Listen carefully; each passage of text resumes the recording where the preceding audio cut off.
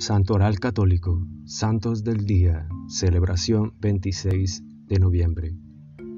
San Silvestre Abad, fundador de los silvestrinos. Silvestre Guzzolini nació en Osimo, cerca de Ancona, en 1177, en el seno de una familia acomodada que lo envió a Bolonia para estudiar Derecho, ya que su padre quería que llegara a ser un rico y famoso abogado. Sin embargo, Silvestre se sintió insatisfecho de tales estudios y, sin pedir el parecer de su padre, se fue a Padua para estudiar teología. Cuando volvió a casa con el título de una disciplina religiosa en vez del envidiable título civil de abogado, su padre se sintió tremendamente desilusionado y ofendido, y se enojó tanto que lo segregó en casa por 10 años. Una vocación obstaculada por la familia. A pesar de la oposición familiar y gracias a la palabra contenida en la Sagrada Escritura que él había profundizado y amado durante el tiempo de sus estudios teológicos, en Silvestre la llamada a la vida religiosa se hizo cada vez más fuerte. El problema era que su padre también lo había desheredado y se encontraba muy solo y sin recursos. Providencialmente ayudado por el obispo local que apreciaba su celo cristiana, consiguió entrar en la comunidad de los canónigos de la iglesia de Osimo. Allí Silvestre condujo una vida ejemplar, dedicada a la oración, a la meditación y a la observancia radical del Evangelio. Un día, sin embargo, tuvo que reprender a su obispo, que llevaba una vida poco ejemplar.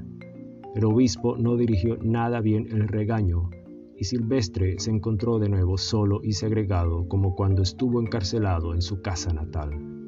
Pero no se desanimó y siguió buscando cuál podría ser su nuevo camino donde vivir con mayor fidelidad el Evangelio. Niégate a ti mismo, toma tu cruz y sígueme. Un día Silvestre asistió al funeral de un pariente noble y en el cementerio miró los restos humanos que yacían en una fosa común.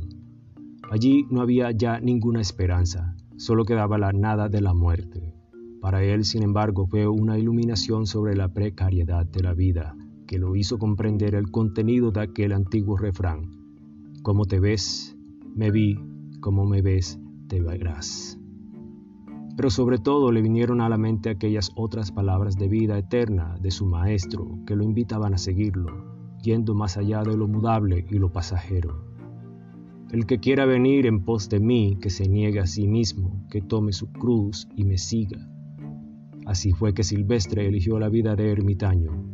Vagó durante un tiempo por las montañas de las Marcas, hasta que el Señor le mostró una gruta llamada Grotta Fusile, donde se estableció.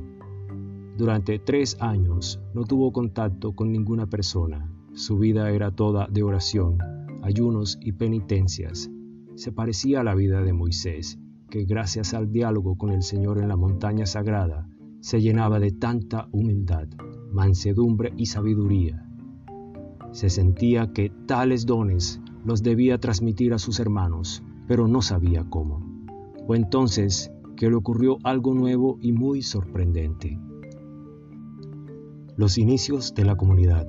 Cuando los servidores del señor de Castelleta descubrieron que en sus propiedades habitaba una coreta que vivía en un modo muy fuera de lo común, comenzaron a llegar también los curiosos, que lo buscaban para pedirle una oración o un consejo espiritual. Silvestre comprendió entonces que la experiencia de su aislamiento como ermitaño había llegado a su fin. Ahora Dios quería que ya no viviera en soledad, sino que conviviera con otros monjes en una comunidad diferente y renovada, pero no tenía ni idea por dónde empezar. La providencia divina se encargó de ello. En 1228, Gregorio IX envió una delegación de frailes dominicos, compuesta por Fray Ricardo y Fray Bonaparte, para conocer a ese extraño ermitaño y para invitarlo a unirse a una orden monástica ya existente, o al menos para adoptar una regla de vida más estructurada y precisa, tal y como había establecido el Cuarto Concilio de Letrán. Los 2 frailes enviados fueron así los 2 primeros hermanos de Silvestre en la nueva comunidad que se llamó Orden de San Benito de Monte Vano. La elección de la regla de vida. Silvestre rezaba mucho cada vez que se hallaba en un aprieto y no sabía qué cosa convenía hacer. En particular rezaba con tal devoción y amor a la Virgen Santa que se narra que una noche ella misma vino a visitarlo para ofrecerle a Jesús en la Eucaristía directamente de sus santas manos. El impacto de tal visión celestial fue tan fuerte que Silvestre salió fuera de sí y se quedó en profunda contemplación extática por algún tiempo. También se cuenta que Silvestre pedía la intercesión de muchos otros santos para redactar la regla de su comunidad, y que algunos de ellos se le aparecieron en sueños. Finalmente, un buen día soñó a San Benito, y fue entonces que comprendió que era precisamente su regla la que debía observar. Fue el primero en vestir el hábito benedictino, y en 1248 recibió la aprobación del Papa Inocencio IV. Mientras tanto, la comunidad crecía, y como una buena semilla sembrada en suelo fértil, daba sus frutos, y nacían nuevas comunidades. Poco a poco la vida tan singular de Silvestre, alimentada por la intensa oración, el constante estudio de la palabra de Dios, la generosa penitencia y la profunda caridad, se fue consumiendo, y cuando ya estaba por llegar a los 90 años, el Señor se lo llevó a gozar de la vida eterna. Era el 26 de noviembre de 1267. Gracias, gloria a Dios.